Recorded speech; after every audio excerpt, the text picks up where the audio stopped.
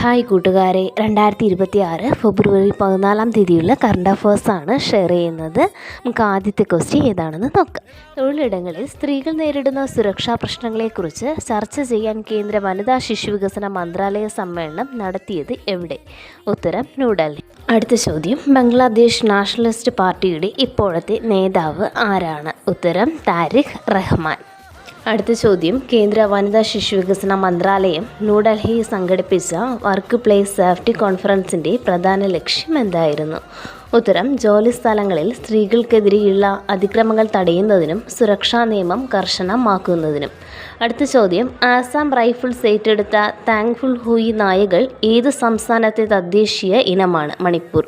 അടുത്ത ക്വസ്റ്റ്യൻ, MLA-മാരുടെ ഹാജർ രേഖപ്പെടുത്താൻ AI അധിഷ്ഠിത ഫേഷ്യൽ ടെക്നീഷ്യൻ സാങ്കേതികവിദ്യ ഉപയോഗിക്കുന്ന ആദ്യ ഇന്ത്യൻ സംസ്ഥാനം? ഉത്തരം ആന്ധ്രാപ്രദേശ്. വീഡിയോ